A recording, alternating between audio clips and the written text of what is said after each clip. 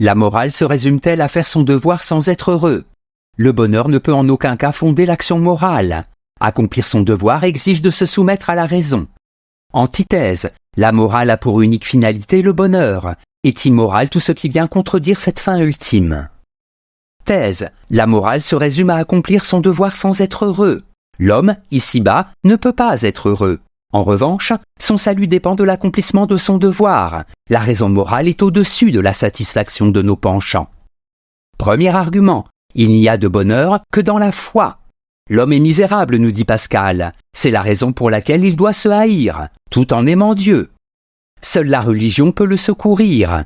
La vraie religion enseigne nos devoirs, nos impuissances, orgueil et concupiscence, et les remèdes, humilité et mortification. Pensez, c'est en homme qui se sait vil que le chrétien doit accomplir son devoir. Deuxième argument, le devoir est une forme d'ascèse.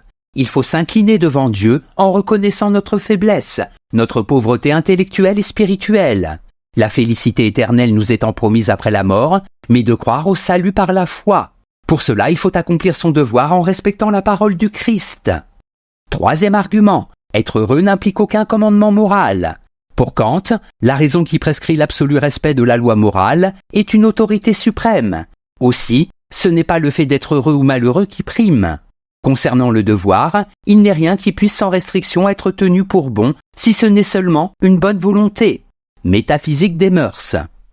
En bref, que je sois heureux ou malheureux, il me faut accomplir mon devoir, cela en vertu de ma qualité d'homme qui se doit de respecter autrui et se soumettre, pour son salut, au commandement divin. Antithèse, la morale ne se résume pas à accomplir son devoir sans être heureux. En effet, je ne suis heureux qu'en réalisant mes désirs. Cette réalisation suppose que j'agisse moralement à l'égard d'autrui, sans qui je suis privé de toute liberté.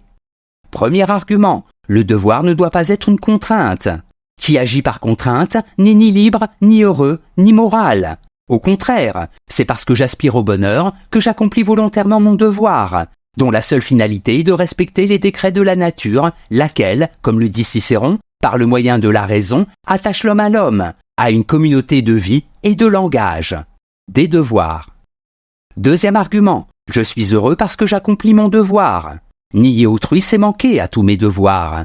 C'est donc, par ignorance, égoïsme aveugle, travailler à ma propre perte. Qui travaille à sa perte ne peut pas être heureux.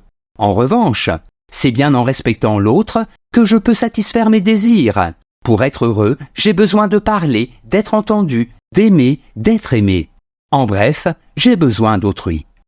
Troisième argument, les conflits nuisent au bonheur. Le but de toute vie morale n'est atteint que par l'homme réconcilié avec lui-même.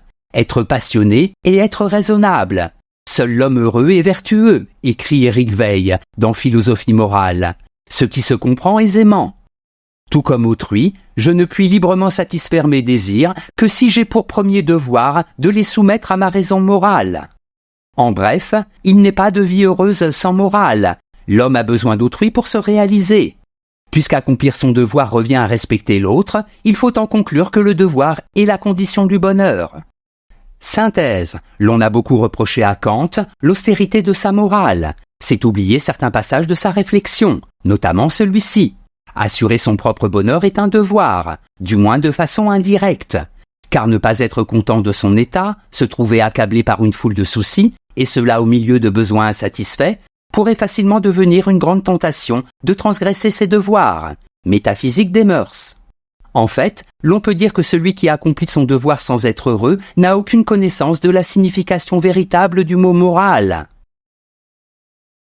Le pessimisme maladif de Pascal ne doit pas nous faire oublier que même si l'homme est misérable, même s'il croit au salut par la foi, il doit conduire son existence du mieux qu'il peut.